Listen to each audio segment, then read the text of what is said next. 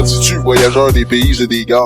Du moins as-tu cueilli l'ennui puisqu'il est mûr? Toi que voilà fumant de bossant de cigare, noir projetant une ombre absurde sur le mur. Tes yeux sont aussi morts depuis les aventures. Ta grimace est la même et ton guide est pareil. Telle la lune vue à travers tes matures. Telle la veille mère sous le jeune soleil. Tel l'ancien cimetière aux tombes toujours neuves. Mais voyons, dis-nous, les récits devinés. Les désillusions pleurant le jour, le long des fleuves. C'est des goûts comme autant de femmes nouveau-nées. Les femmes, dit les gaz, et l'honneur identique. Du mal toujours, du lait partout sur tes chemins. Et dit l'amour, et dit encore la politique. Avec du sang déshonoré, l'encre à leurs mains. Et puis surtout, ne va pas t'oublier toi-même. L'innocent, ta faiblesse et ta simplicité. Partout où l'on bataille et partout où l'on aime. D'une façon si triste et folle en vérité. A-t-on assez puni cette lourde innocence? Qu'en dis-tu? L'homme est dur, mais la femme et les pleurs, qui les abus et quelle âme qui les recense? Mon sol, ce qu'on peut appeler tes malheurs. Ah, les autres. Ah, toi, crédule, à qui te flamme. Moi qui rêvais. C'était trop excessif aussi. Je ne sais quelle mort légère et délicate. Ah, toi,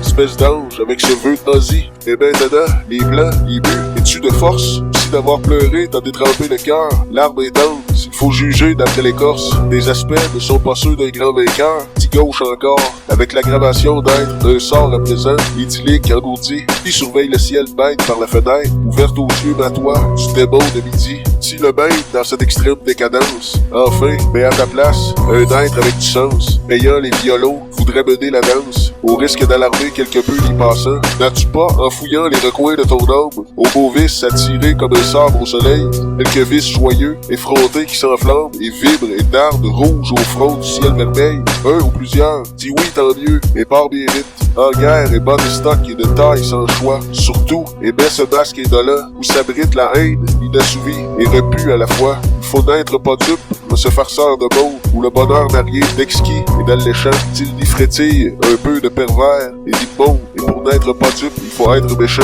Sagesse humaine, ah, j'ai les yeux sur d'autres choses. Et parmi ce passé dont ta voix décrivait l'ennui pour des conseils encore plus moroses, je ne me souviens plus que du mal que j'ai fait dans tous les mouvements bizarres de ma vie, de mes malheurs, selon le moment et le lieu, des autres et de moi, de la route suivie. Je n'ai rien retenu que la grâce de Dieu. Si je me sens puni, c'est que je le dois être. Ni l'homme ni la femme ici ne sont pour rien, mais j'ai le ferme espoir d'un jour pouvoir connaître le pardon et la paix promis à tout chrétien, et de n'être pas dupe en ce monde.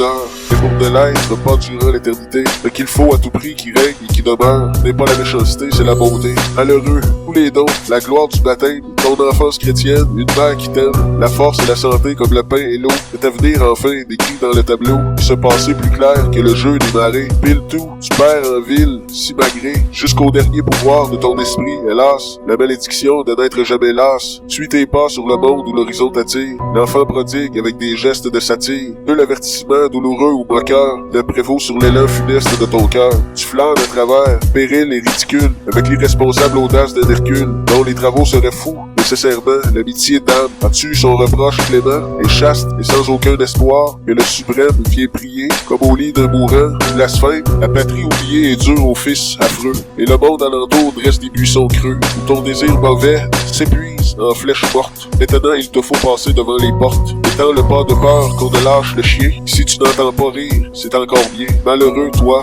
français, toi, chrétien, quel dommage. Et tu vas, la pensée obscure de l'image, d'un bonheur qu'il te faut immédiat, étant athée avec la foule, et jaloux de l'instant, t'appétit parmi ses appétits féroces, épris de la fadaise actuelle, beaux noces et festin, la science et l'esprit de Paris. Tu vas, magnifiant, ce par quoi tu péris, imbécile, et niant le soleil qui t'aveugle, ce que les temps ont de bêtes, paix et bug dans ta cervelle ainsi qu'un troupeau dans un pré, et les vices de tout le monde ont émigré, ton sang dont le fer lâchement s'étiole.